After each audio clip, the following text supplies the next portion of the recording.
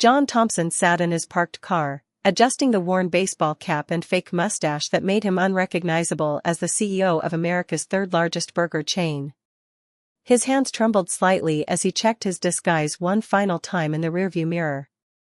After 25 years of building his empire from scratch, he never imagined he'd be going undercover in one of his own restaurants at 10 p.m. on a cold Tuesday night. Stepping into the brightly lit restaurant, the smell of grilled patties and French fries hit him, the same aroma that had once filled his father's small diner. But something felt different here. The fluorescent lights buzzed overhead as he approached the counter, rehearsing his cover story in his mind. Behind the register stood a woman in her mid-50s, gray streaks prominent in her hair, dark circles under her eyes telling a story of exhaustion. Her name tag read Patricia.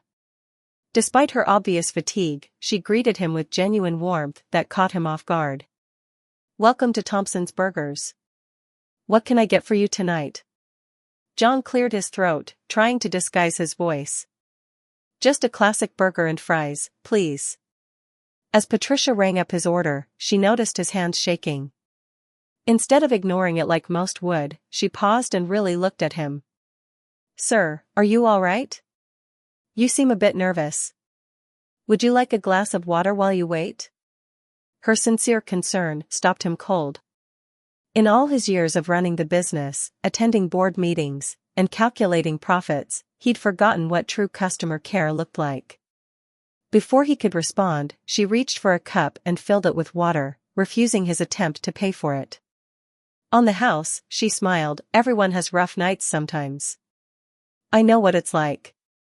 My daughter's going through chemo, and some days, a little kindness is all that keeps me going." In that moment, John felt his carefully constructed CEO facade crumble. This woman, working the late shift at his restaurant, barely making minimum wage, was showing more humanity than he'd seen in his last dozen executive meetings combined. His mission to evaluate restaurant operations suddenly felt hollow compared to the genuine connection this tired cashier offered to a stranger she thought was in distress. What happened next would not only transform his company, but challenge everything he thought he knew about running a successful business. This opening hook establishes the core conflict between corporate success and human connection, while creating intrigue about how this encounter will change both the CEO and his company. The stage is set for a deeper exploration of the characters and the transformative journey ahead. 3 decades earlier, 15-year-old John Thompson stood behind the counter of his father's struggling diner in a small Midwest town, watching his parents count pennies to keep the lights on. Every evening, he'd help his father flip burgers while his mother handled the register, their small family business barely staying afloat in a town hit hard by factory closures. The diner, with its cracked leather booths and flickering neon sign, taught John his first lessons about the food service industry.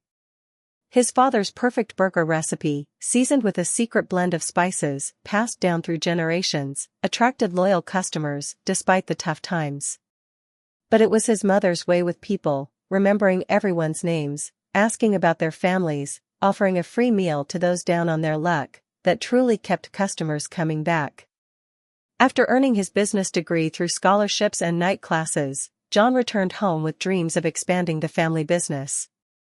Armed with modern marketing strategies and ambitious plans, he convinced his reluctant parents to take a loan and open a second location. Success came quickly as John's business acumen combined with his father's recipes created a winning formula. Within 15 years, Thompson's Burgers grew from that humble diner into a regional chain spanning 3 states. John's father passed away just as the 20th restaurant opened, proud but worried that his son's drive for expansion might overshadow the personal touch that made their original diner special. His mother retired soon after, unable to recognize the streamlined operation their family business had become. As the chain expanded to over 200 locations, John found himself increasingly isolated in his corporate office, surrounded by spreadsheets and profit margins. Board meetings focused on cost-cutting measures and standardization. The personal connections that once defined Thompson's Burgers gave way to efficiency metrics and shareholder value. The wake-up call came during a routine performance review. Customer satisfaction scores were dropping across multiple locations. Employee turnover had reached an all-time high. Something was wrong, but none of his executives could explain why people were losing faith in the Thompson's Burgers brand.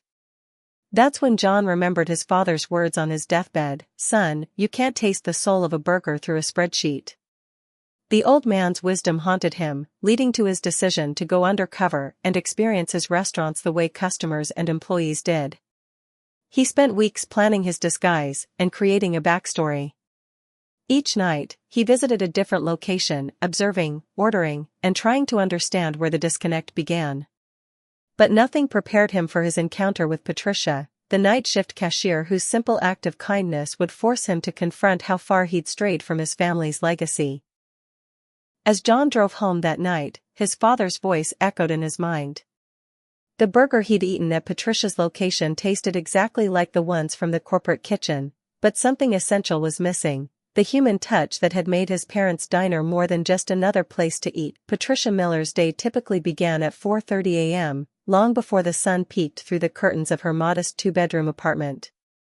She'd quietly prepare breakfast for her daughter Jenny, carefully arranging the few bites her 19-year-old could manage between bouts of nausea from chemotherapy.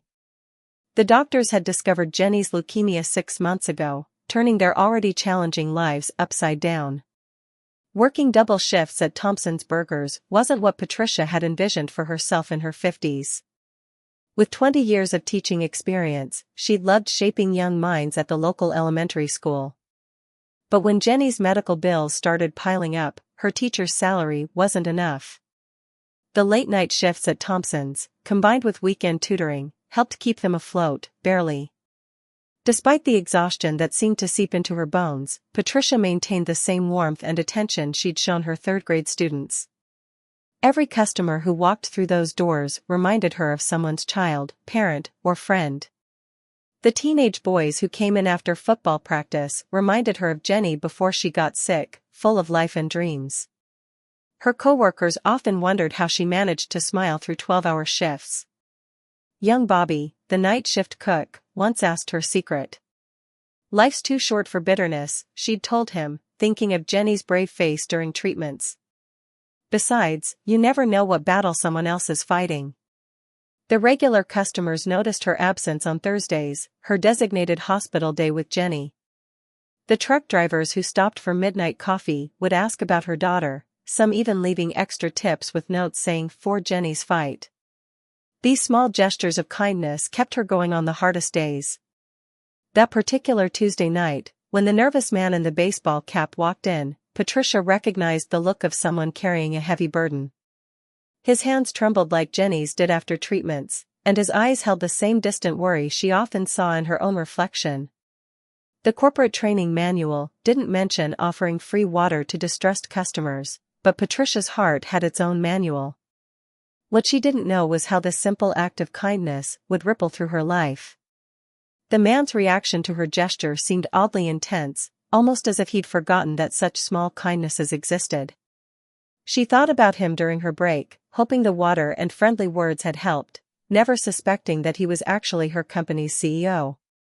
Later that night, while helping Bobby clean the grills, Patricia received a call from the hospital. Jenny's latest test results showed the cancer was spreading despite the aggressive treatments.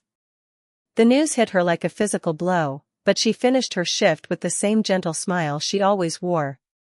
As she counted out her register at 2 a.m., her thoughts drifted between Jenny's uncertain future and the strange man who'd seemed so lost. Patricia drove home in her aging Honda, its engine protesting the cold night air.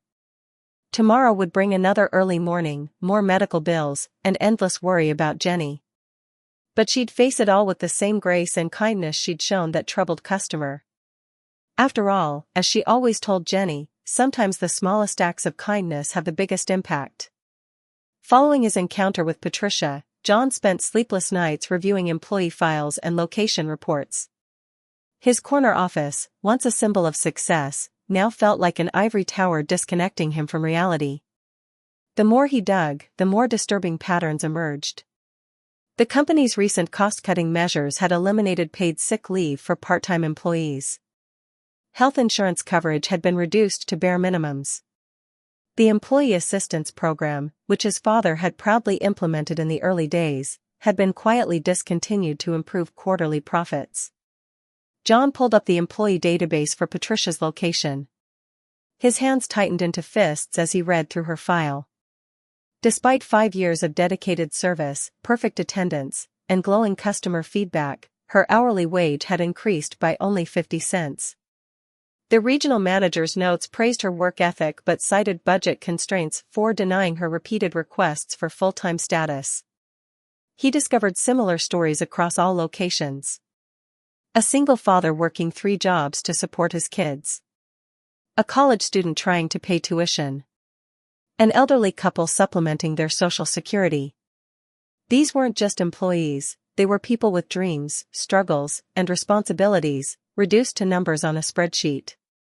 The breaking point came when he accessed the security footage from various locations. Night shift workers skipping meals to serve late customers. Managers denying break requests during rush hours. Staff working through illness because they couldn't afford to lose a day's pay. His father's philosophy of family first had been buried under corporate policies designed to maximize efficiency. One particular incident caught his attention. 2 months ago, Patricia had requested emergency leave when her daughter was hospitalized. The district manager denied it, citing staffing shortages. She worked her shift anyway, quietly wiping tears between serving customers. The footage showed her maintaining her compassionate demeanor despite her personal crisis. John's investigation revealed a startling disconnect between upper management and frontline workers. His executive team's presentation showed record profits, but failed to mention the human cost. Employee satisfaction surveys, he discovered, were often manipulated to paint a rosier picture for shareholders. The regional meetings he attended undercover revealed a culture of fear. Store managers worried about missing targets. Staff feared reporting violations of company policy. The warm, family atmosphere of the original Thompson's Diner had been replaced by cold corporate efficiency. Most troubling were the compensation reports. While executive bonuses had doubled over the past 5 years, the average worker's real wages had decreased when adjusted for inflation. The company's health insurance plan, once a model for the industry, now ranked among the worst in employee coverage. As dawn broke after another sleepless night, John stood at his office window, watching early shift workers hurrying into the corporate headquarters. He thought about Patricia, probably already at work, showing kindness to customers while carrying her own burdens. His father had built this company on the belief that taking care of employees meant they'd take care of customers. The evidence was clear: somewhere along the path to corporate success, Thompson's Burgers had lost its soul. The question now wasn't whether to make changes, but how to rebuild a company culture that had taken decades to destroy. The real challenge would be convincing his board members that profits and compassion weren't mutually exclusive. The ripple effects of corporate decisions had turned Thompson's Burgers into a place far removed from its founding principles. John spent the next week visiting more locations, each stop revealing another layer of the problem his company had become. At a busy downtown location, he watched a young manager nearly in tears as she tried to handle the lunch rush with half the required staff. Budget cuts had forced her to reduce hours, leaving the remaining employees overworked and exhausted. The kitchen staff scrambled between stations, trying to maintain the cooking standards while racing against impossible time metrics set by corporate efficiency experts. In another location, he witnessed an elderly customer struggling to read the new digital-only menu boards, another cost-saving initiative that had replaced the traditional printed menus. The cashier, clearly wanting to help, kept glancing nervously at the security cameras, aware that spending too much time with one customer would affect her performance metrics. The standardization of recipes, meant to ensure consistency, had stripped away the local touches that once made each location special. Gone were the regional variations his father had encouraged: the spicier blend for the Texas locations, the special coleslaw in the Carolina stores. Everything now came pre-measured, pre-packaged, designed for speed rather than satisfaction. Employee break rooms, once warm gathering spaces where staff could relax and bond, had been converted to storage areas to maximize space efficiency. Workers now ate their meals standing up or in their cars. The suggestion boxes, a long-time tradition, sat empty or had been removed entirely. Employees had learned that their voices didn't matter anymore. John observed how the pressure of corporate metrics affected customer service. Cashiers rushed through orders, focused on meeting transaction time goals rather than making genuine connections. Drive-through workers recited scripts mechanically, their natural friendliness suppressed by fear of deviation from corporate standards. The most painful revelation came during a visit to his father's original diner location. Now modernized, with the same corporate aesthetics as every other store, it had lost all traces of its humble beginnings. The wall where his mother used to mark children's heights had been covered with promotional posters.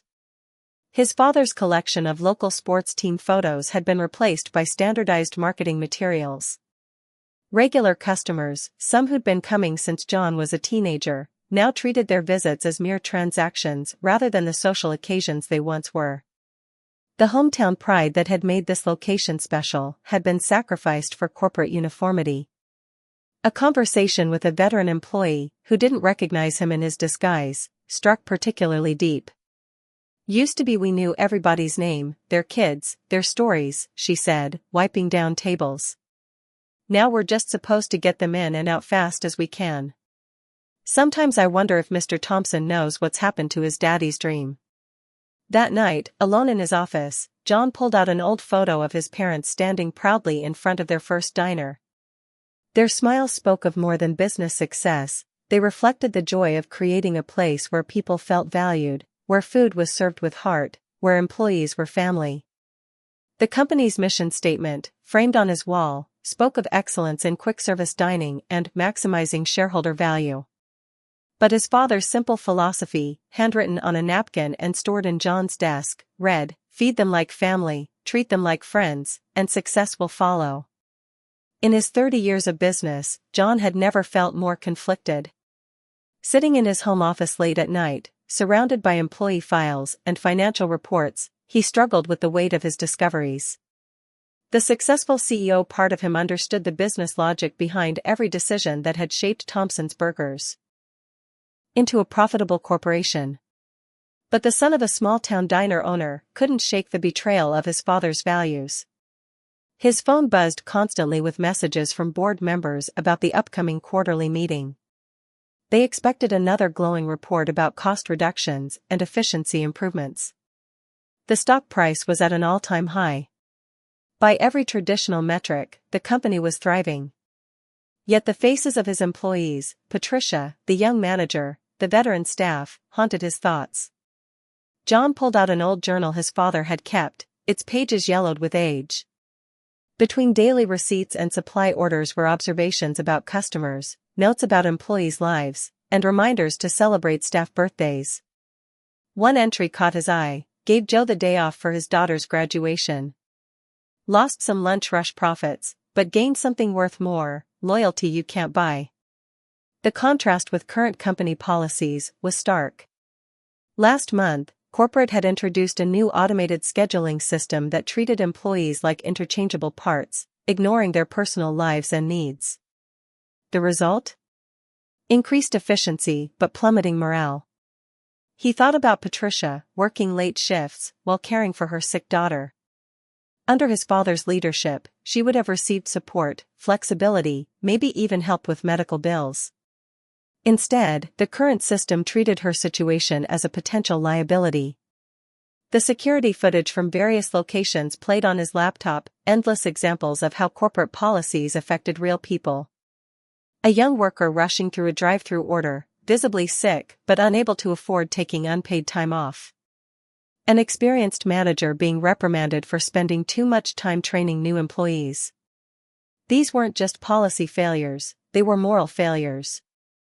John picked up his phone to check the latest company performance metrics. The numbers were impressive, but they felt hollow now. He couldn't stop thinking about his father's words: "A business is only as good as how it treats its worst-paid worker." The next board meeting was in 3 days. His executive team had prepared a presentation highlighting another successful quarter of cost reductions and efficiency gains. They expected him to celebrate these achievements. Instead, he spent the night drafting a different kind of presentation, one that would either transform the company or cost him his position as CEO. As dawn approached, John stared at his reflection in the office window. The face looking back at him wasn't just the successful CEO of a major corporation, it was also the son of a man who believed that profit without purpose was meaningless. He realized that his father's success hadn't come from brilliant business strategies, but from creating a community where everyone, employees and customers alike, felt valued. The challenge ahead was daunting. Convincing the board to prioritize people over short-term profits wouldn't be easy. Some changes would be expensive. Shareholders might resist. But as he watched the sun rise over the city, John knew he had to try. His father's legacy, and his own conscience, demanded nothing less. The boardroom fell silent as John finished his presentation. The stunned faces of board members and executives reflected the radical nature of his proposed changes. He had just outlined a complete overhaul of company policies, substantial wage increases, comprehensive health benefits for all employees, paid family leave, and a return to the community-focused approach that had originally built Thompson's Burgers. "This is business suicide," muttered Richard Wells, the chief financial officer, clutching his tablet displaying projected cost increases. "Our shareholders will revolt. We can't just throw away years of profitable strategies." John stood firm, sharing Patricia's story and dozens of similar examples he'd discovered during his undercover journey. He showed videos of exhausted employees, shared customer complaints about the loss of personal touch, and finally revealed his own experience as a disguised customer. The resistance was immediate and fierce. Regional managers argued that increasing wages would destroy their budgets. HR executives claimed that expanded benefits would be logistically impossible to implement. Marketing worried about disrupting their carefully crafted corporate image. "Your father built a successful small business," one board member said condescendingly. "But we're a major corporation now. These mom-and-pop policies won't work at our scale." John's response was measured but firm. "My father built more than a successful business, he built a community. We've traded that for short-term profits, and it's unsustainable. I'm not asking for permission to make these changes. I'm telling you they're happening."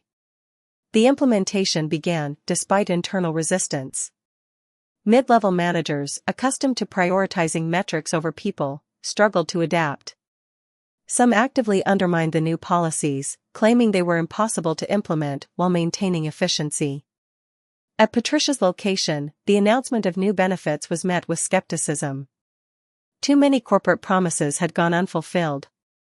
But when the first round of raises appeared in their paychecks, along with backdated health coverage, the atmosphere began to shift. John personally visited stores to explain the changes, this time as himself. He shared his undercover experiences, admitted corporate mistakes, and promised a return to the values that had made Thompson's Burgers special. Some employees cried when he announced the new medical assistance program, which would help people like Patricia's daughter. The most resistant group was middle management, whose bonuses had been tied to cost cutting. John organized a series of workshops, bringing in longtime employees to share stories about the company's original culture. Gradually, even the skeptics began to see the vision of a business that could be both profitable and humane. "We're not just changing policies," John told his executives. "We're changing our definition of success. Every decision we make must consider its human impact first, and its financial impact second." By month's end, the changes were causing ripples throughout the industry. Competitors watched nervously as Thompson's Burgers embarked on its controversial new path. Financial analysts predicted disaster. But in stores across the country, something remarkable was happening. Employees were beginning to smile again, and customers were noticing. 6 months into the transformation, Thompson's Burgers looked like a different company. The change was most visible in the faces of employees who now walked into work with purpose rather than resignation. The corporate metrics tracking system remained, but with a crucial difference: it now measured customer satisfaction and employee well-being alongside profits. Store managers reported an unexpected phenomenon: as employees felt more valued, productivity naturally increased. The new paid sick leave policy actually reduced overall absences because staff no longer had to work until they were completely burned out. The flexible scheduling system, though more complex to manage, led to better staffed shifts with more engaged workers. Patricia's location became a model for the company's transformation. With proper staffing levels and support, she had time to mentor newer employees, sharing her approach to customer service. Her daughter Jenny's story, shared with her permission, became a symbol of the company's commitment to its workers. The medical assistance program, dubbed Jenny's Fund, had already helped dozens of employees facing similar health crises. The changes rippled beyond company walls. Regular customers noticed the difference in service. The rushed, mechanical interactions were replaced by genuine connections. Elderly customers who had struggled with digital menus now found patient staff ready to help. The kitchen staff, no longer crushed by impossible time standards, took pride in preparing food that matched the quality of the original Thompson's diner. Local communities began to see Thompson's Burgers differently. Store managers were empowered to support local events and causes. The restaurants became gathering places again, much like John's father's original diner. Some locations even started hosting monthly community dinners where employees and customers could share stories and build connections. The financial impact surprised even the skeptics. While profits initially dipped, customer loyalty soared. Positive word of mouth brought new customers curious about the company. That put people first. Employee turnover plummeted, reducing training costs. The money saved on constant hiring and retraining more than offset the increased benefits. John received a letter from a longtime customer in his father's original location. "I'd been coming here for 30 years. For a while, it felt like the heart had gone out of the place. Now it feels like home again. Your father would be proud." The transformation wasn't without ongoing challenges. Some managers still struggled to embrace the new culture. Training programs needed constant refinement. But the momentum was unstoppable. Employees who had previously stayed silent began sharing ideas for improvements. Innovation flourished when people felt safe enough to take initiative. Industry publications that had predicted the company's doom now wrote about the Thompson's revolution. Other restaurant chains watched nervously as their own employees began asking why they couldn't adopt similar policies. Thompson's Burgers became known as the company that proved profit and compassion could coexist. During a visit to Patricia's location, John watched her train a new cashier. "Remember," she said, "every person who walks through that door is someone's loved one. Treat them that way." It was exactly what his mother used to say. Decades ago in their family diner. 1 year after his undercover visit, John stood in the same Thompson's Burgers location where it all began. The restaurant was closing for a special event, the first annual Thompson's family celebration. Employees from across the city had gathered, along with their families, to commemorate the company's transformation. Patricia was there, but not behind the counter this time. She sat at a special table with her daughter Jenny, now in remission, their smiles brightening the room. The medical assistance program had helped cover experimental treatments that ultimately saved Jenny's life. Other employees and their families filled the restaurant, sharing stories and laughter, just like in the old diner days. John took the microphone, his voice thick with emotion. "A year ago, I walked in here pretending to be someone else, but I was the one wearing a mask long before that night. I'd forgotten what my father taught me, that a business is really about people, not profits." It took a simple act of kindness from Patricia to remind me of that truth. He shared how that moment had sparked a revolution in the company, not just in policies, but in purpose. The numbers told an unexpected story. Employee satisfaction had soared to 94%, customer loyalty had increased by 60%, and while profits had initially dipped, they were now higher than ever, built on a foundation of genuine human connection rather than cost-cutting. Patricia stood to speak next, Jenny by her side. "When Mr. Thompson talks about kindness, he doesn't mention his own," she said. "The day he revealed himself and the changes he planned, he also handed me an envelope. Inside was a check covering all of Jenny's medical bills, backdated to her first diagnosis. But more important than the money was the message it sent, that we matter, that our lives matter. The evening concluded with an announcement that stunned everyone. John revealed that the company was implementing an employee ownership program, giving staff at all levels a direct stake in the business's success. "My father believed Thompson's Burgers belonged to everyone who helped build it," he explained. "It's time to make that official." As the celebration wound down, John found himself sitting in one of the old booths with Patricia and Jenny. Jenny was heading to college in the fall, planning to study business ethics, inspired, she said, by the changes she'd witnessed at Thompson's. "You know," Patricia said, pouring coffee for the three of them, "that night when you came in, something told me you needed more than just a burger. Sometimes the smallest act of kindness can change everything." John looked around at the faces of his employees, no, his extended family, and thought about the journey that began with a simple glass of water and a compassionate word. His father had always said that success wasn't measured by money in the bank, but by lives touched and communities strengthened. The story of Thompson's Burgers' transformation became a case study in business schools, but its real impact was felt in thousands of small moments, in the elderly customer who found a caring listener at the counter, in the single parent who could finally afford health care, in the young employee who could pursue their dreams while working a job that respected their dignity. As the last guests left, John stood in the doorway of the restaurant. The neon sign glowed against the night sky, but it was the warmth from within, the kind that no corporate policy could manufacture and no spreadsheet could measure, that told him his father's legacy was secure. In the end, it wasn't just about serving better burgers, it was about building a better world, one small act of kindness at a time.